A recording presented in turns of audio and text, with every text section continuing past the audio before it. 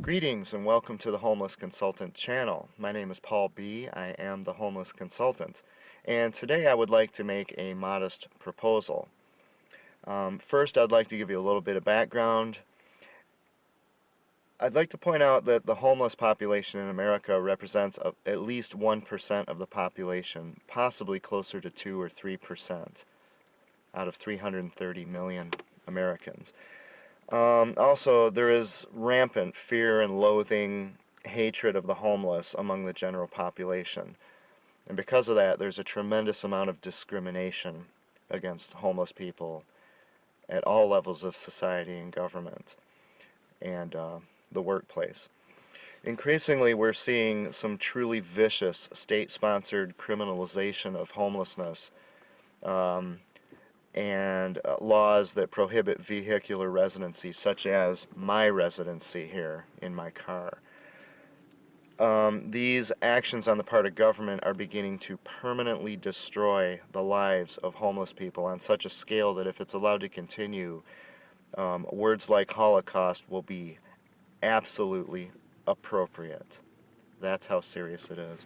We've also seen an abundance of violence against the homeless, just mindless, pointless violence, random violence against the homeless for many years now, possibly several decades.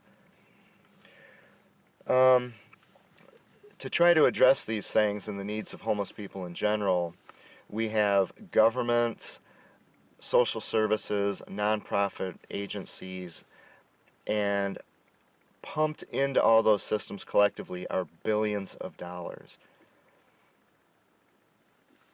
I'm telling you right now, I'm not seeing any of that. So the question is, where are those billions of dollars going? They're going into the salaries for administrators, they're going into facilities, supplies, media production, things of that nature.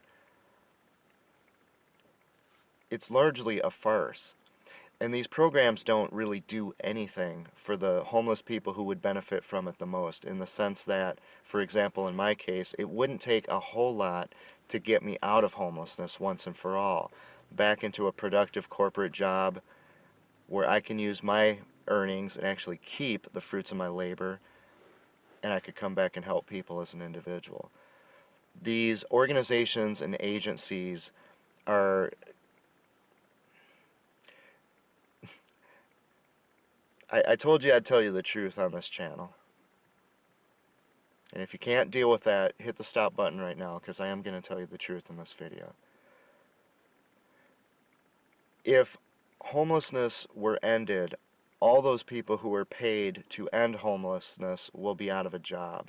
And if they're out of a job, you know what? They're in peril of becoming homeless. It isn't about them not wanting to end homelessness. It's about them shifting, consciously and unconsciously, shifting their priorities such that they are making people permanently dependent on government, or at least dependent on government or these other agencies and nonprofits over the long term until those people are replaced by upcoming homeless people. They're not addressing the root causes of the problem. They're not addressing the problem productively at all. They're maintaining the lives of people who are living in misery. And frankly, they devote their resources to maintaining the people who, I don't want to say least deserve it, but I will say who make the least of it. So for example, if you have a drug addiction, or you're a booze hound, aka an alcoholic, if you're lazy, but you've spent your time learning how to work the welfare system and the social service system, you're probably going to keep getting food stamps, you're going to get gas cards, you're occasionally going to get a hotel room for a period, and you're going to be able to maintain that lifestyle that you want so badly, perhaps indefinitely. And you know what? As long as you're in that indefinitely, then those people running all these organizations get to keep their jobs. People like me, on the other hand, who don't want to be homeless, I want out of it. I want my life back. I want the life I worked so hard to earn back. And I want to work for a living. I don't want government handouts.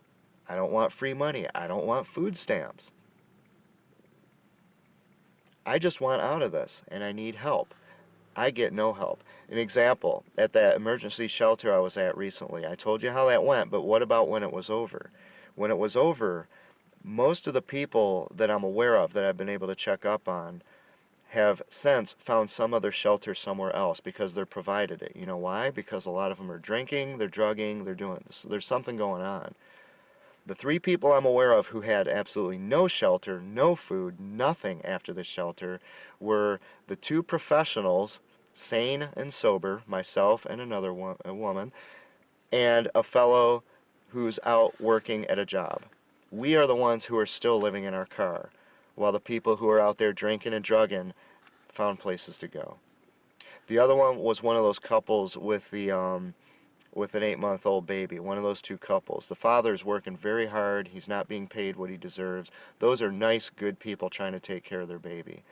And they are not actually in their car, but he's spending all the money he earns for a hotel, which means he can't save anything to get deposit and first month rent to get into a real home. So in other words, the people who would make the most out of opportunities aren't even given opportunities, precisely because it will get us out of homelessness. While the people who use it to just drag on and on and on and on and on the government dole off your tax dollars, all of these government agencies, social services, nonprofit organizations, Salvation Army, those kinds of things, they just maintain this problem indefinitely. They're not addressing it. And I'm going to be honest with you, I'm sick of it. I've been fighting this battle for 2 years, and more than anything else, I've been fighting against the people who claim that they're trying to help me, when in fact, every move they make hurts me. The one thing they won't do is help me. Get out of this. I told you I'm going to tell you the truth. Now,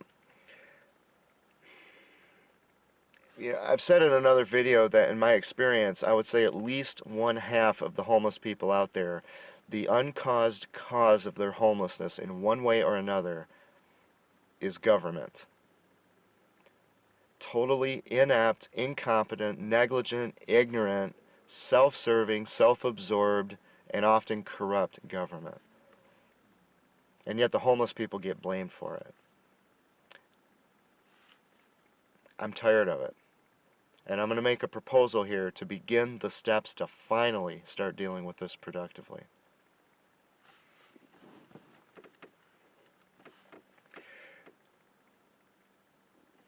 In my videos, I've been using a term involuntary homeless or involuntarily homeless to describe my situation and the situation of other people who do not want to be homeless.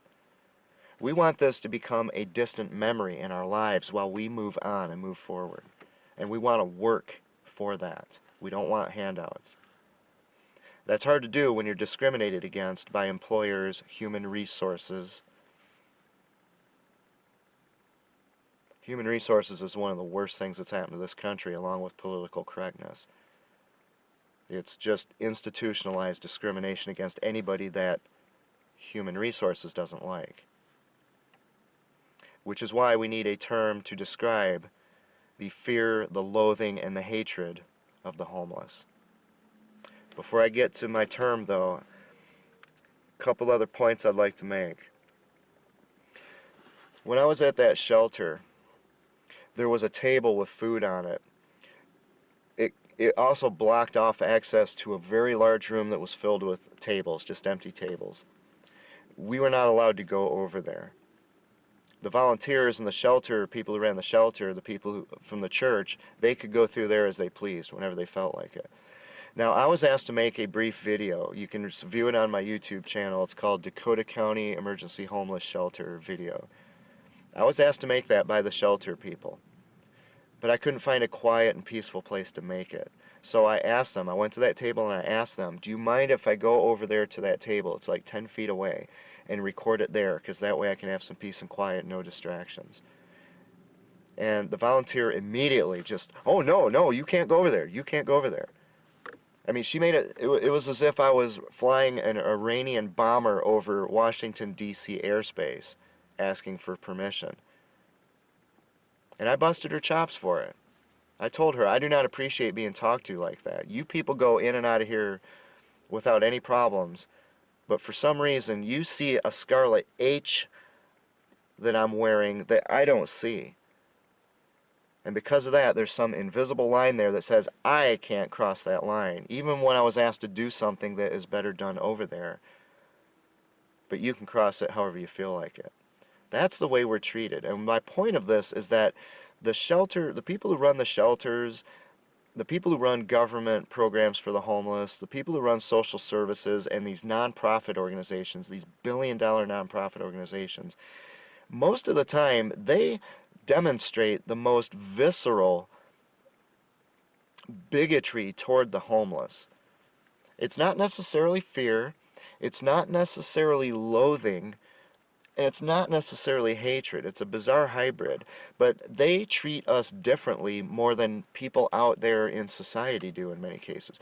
People in society either just hate our guts and they spit on us, and that's the end of that. At least they're being honest. Or they treat us just like anyone else, to the point where they will leave their purse and their wallet right next to me and not even fear that I'm going to rob them. They treat me like a disaster victim, which is exactly what I am. And I appreciate that. But these people who run these government and social services, nonprofits, they think they know something we don't know. They have to treat us. They have to help us. They have to guide us. They have to put the little collar and leash on and lead us along because we're not competent enough to do things ourselves. And I have to be honest with you, I'm getting really sick of that.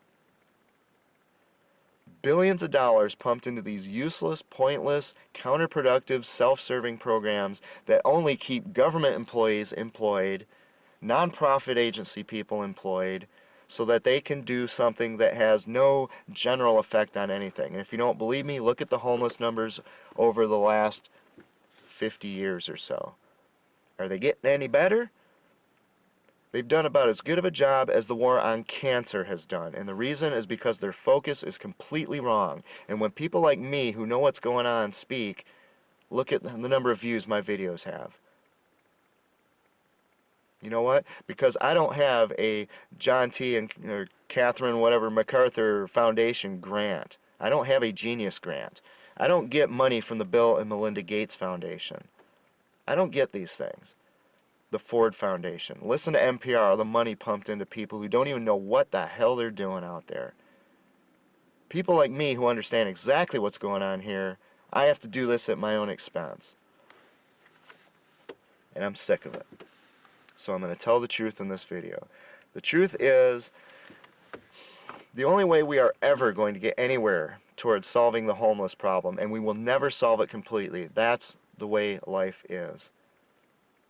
But we can at least do something that helps the people who are able to be helped and focuses help toward what individual homeless people need. In my case, I need out of it. And I am perfectly competent, sane, sober, educated, hardworking, healthy enough to get out of it. I don't need food stamps.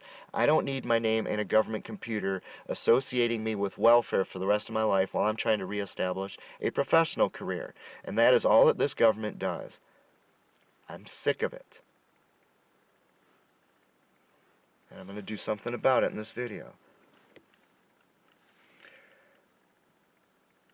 Now, you know, I've emphasized throughout my videos the point that when I became homeless, I did not change. I was the exact same person. Again, a disaster victim is what I was. A perfect storm of events wiped me out.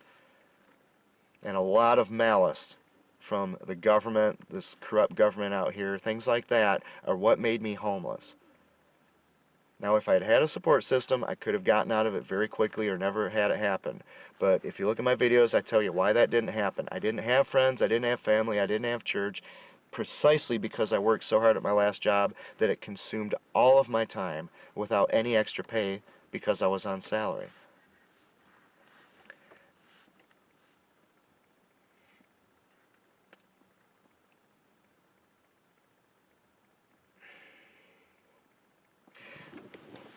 The people who changed when I became homeless is everyone else. And when I say everyone else, I'm generalizing. Again, there's a lot of people who treat me as a disaster victim. They treat me like a normal person still. But in terms of the people I went to for help, the government, the social services, the nonprofit organizations, with CEOs who have six-figure salaries. These organizations that ultimately do absolutely nothing productive. When I went to them, their opinion of me changed. All of a sudden, they're asking me questions that no one has ever asked me before, like, are you sure you don't want some mental health assistance? It's like, no, I'm not mentally ill.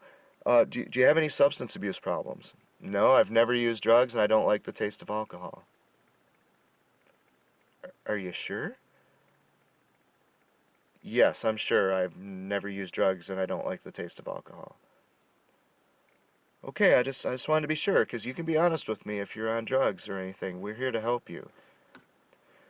I just told you I have never used drugs and I don't like the taste of alcohol. Do you see where I'm going with this? This is what I have to deal with when I'm dealing with government and social services. They treated me differently. I didn't change when I became homeless. Before I became homeless, I had never used drugs and didn't like the taste of alcohol. After I was homeless, I never used drugs and I didn't like the taste of alcohol. I'm getting sick of this. And I'm going to do something about it in this video. What I'm going to do is I'm going to look at what has worked in the past in terms of civil rights and any kind of movement that actually did accomplish anything productive, and they are few and far between. There's a lot of sound and fury out there in terms of civil rights and helping, oppressed peoples, but ultimately they seem to build up these monstrosities, these huge bureaucracies that are eventually they get very well funded, but again, they just keep people in their jobs running the bureaucracy. I get once in a great while maybe a $20 gas card, which is enough gas to keep my car running one day in a Minnesota winter, keeping the heat on if I don't move. Billions of dollars flowing through this system for the poor and homeless. Every once in a while I get a $20 gift card. Where's the other $1 billion or so going exactly? I'd like to know where that other money's going, because I'm not seeing it.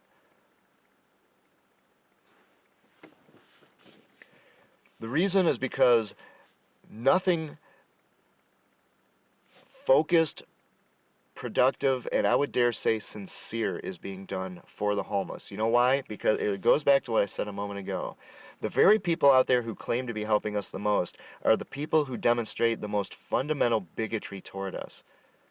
They're the ones who look down on us so much that they think they can tell us something, that they can lead us and guide us. We need help.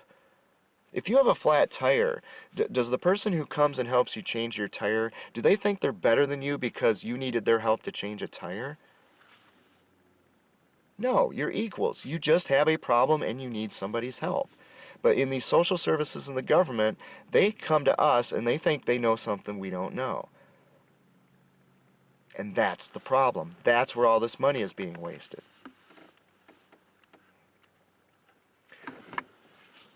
Now, when you get into how policy is made, public policy, and laws are passed, and how committees look at these things, when you're dealing with the legal system, the very first thing a legal system has to have is very precise terminology.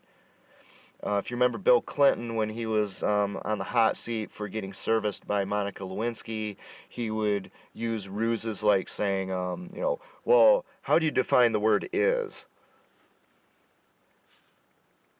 Okay, and any rational person in the world knows what's really going on, but in our legal system, because things have to be precisely defined, he can get away with that kind of stupidity without getting busted.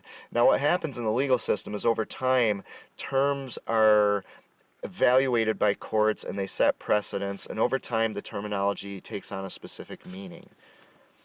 And once that meaning is solidified and in place, then they can start using that terminology toward public policy development, things of that nature.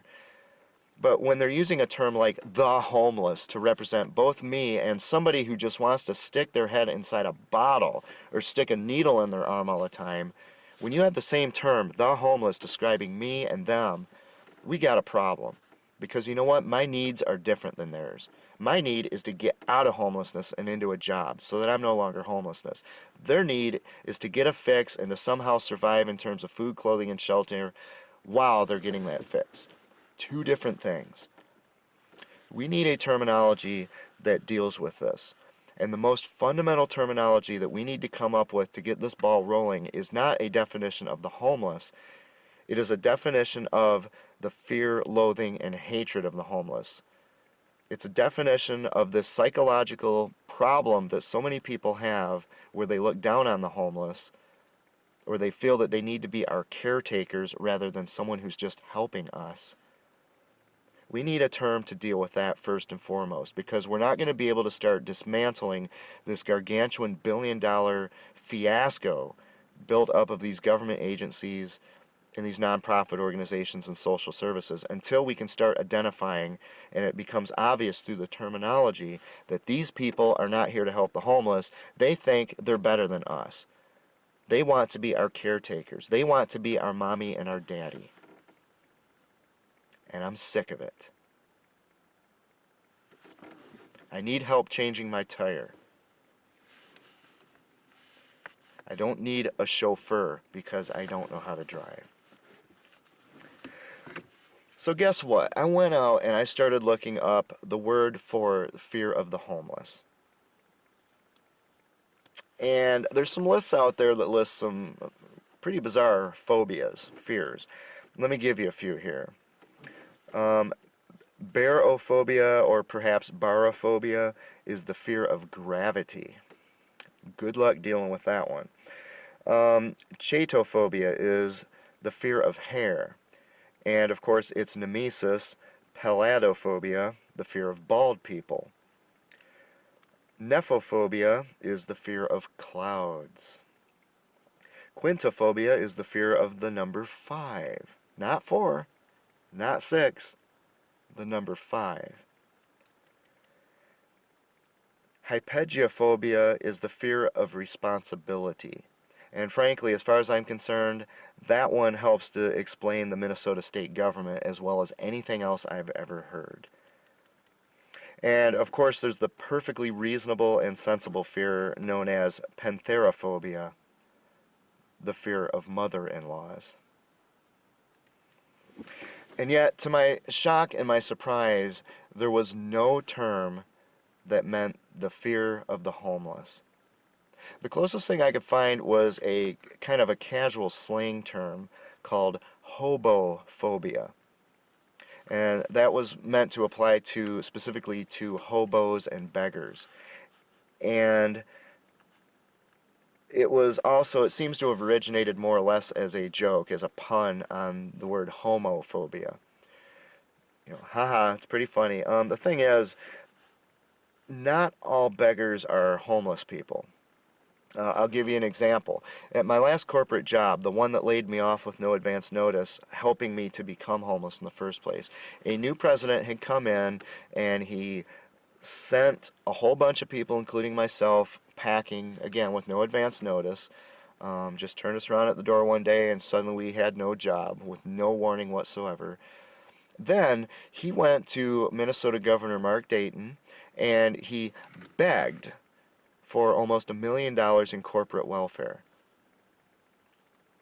And the reason he quoted was because he said the company is a job creator, as he hires people to replace all the people he just fired, presumably at lower salaries. A job creator, because job creators are eligible for corporate welfare. He's a beggar. Now what's worse is that he implied that if he didn't get this corporate welfare, he was going to pack up the company and move out of Minnesota. And that's going to terrify public officials. So that means that he was not only a beggar, but he was an extortionist and a white-collar terrorist. And yet, so he's clearly a beggar, but he's not a hobo. This president makes a ton of money. I'm betting he lives in a pretty big house. So something like hobophobia is basically just slang term. I'm not going to go anywhere near that. We needed something much, much better than that. So the next thing I thought of was I considered coming up with a term, Julie Rosen phobia, in honor of this sun-dried Minnesota legislator. Julie Rosen is the Minnesota State Senator who, when I wrote to her claiming that Minnesota's total negligence with regard to the homeless was tantamount to state-sponsored negligent homicide. Remember, hundreds of homeless people dying each year on the streets. When I went to her with that and asked for help to get me out of homelessness, all I got from Julie Rosen was an email that said, "No, thank you." Oh yeah, by the way, Julie Rosen is a member of the Minnesota State Senate Health, Human Services, and Housing Committee. And you wonder why I'm living in a car.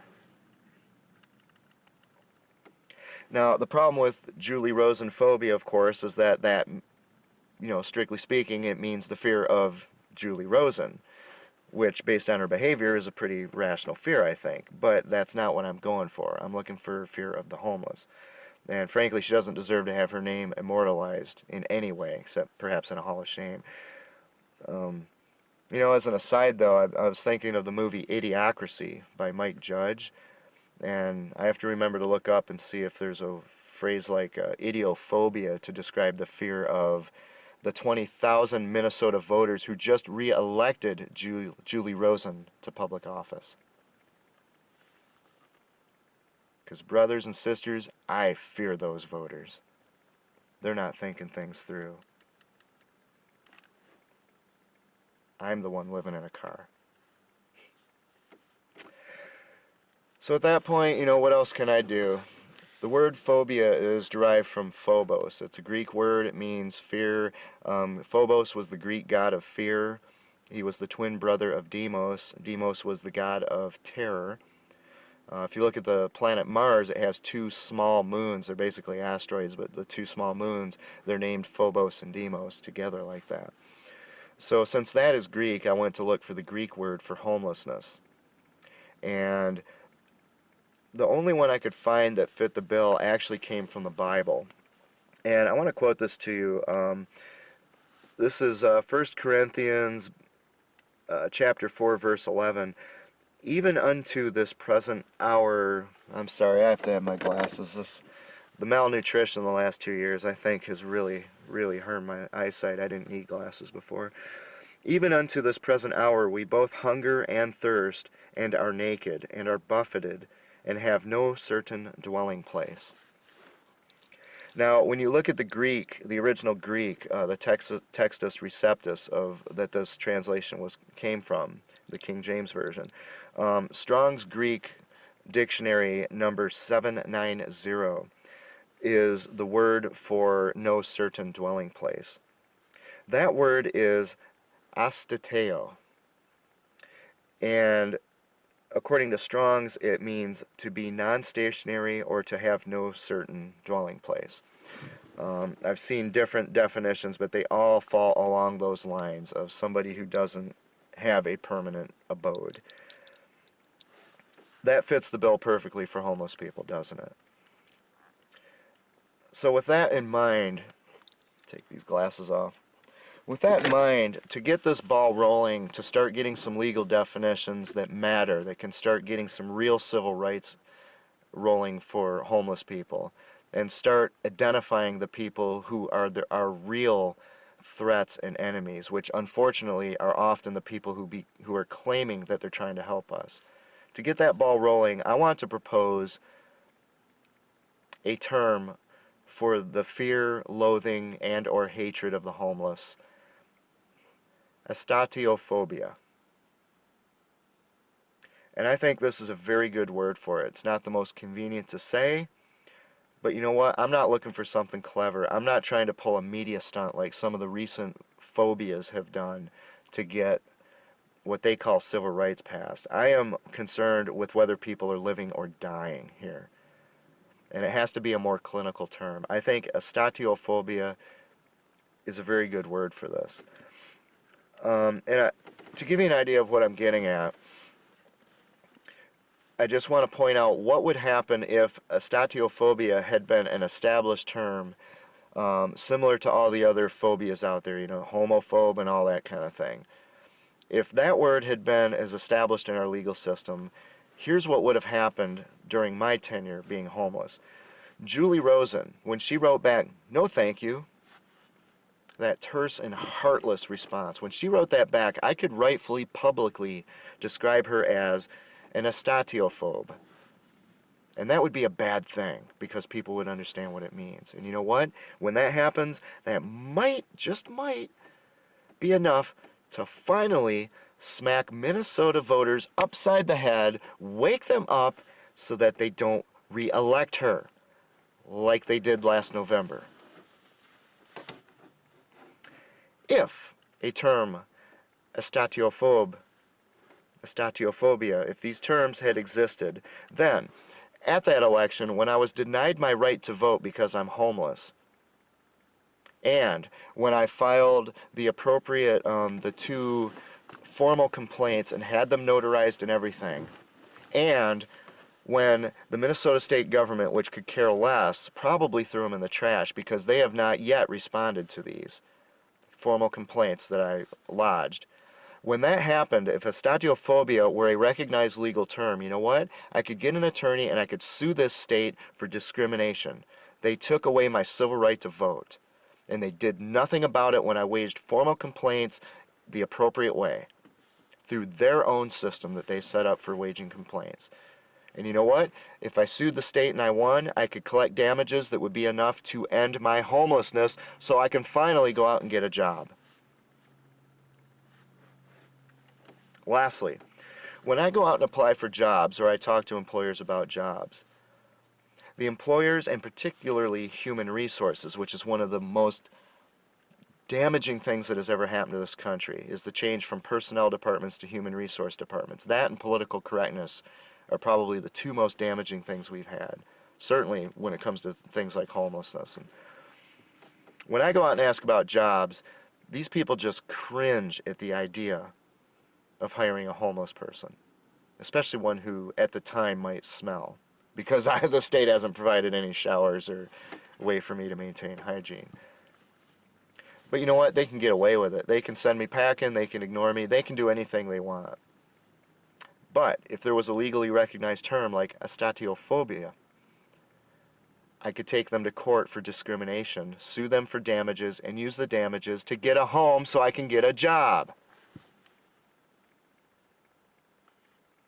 If this is the way people are going to treat me when I go out there in good faith and I demonstrate just how sane and sober and competent I am, if this is the treatment I get, is that people just sit and watch me die in a car, and they don't want to help, and they don't want to hire me, and they don't want to respond to my formal complaints when I'm denied my right to vote, and when I write to legislators, they just write back a snippy little, "No thank you," if that's the way they want to treat me, we need a term like this so that I can start taking these people to court and dealing with this at a level that they will finally understand.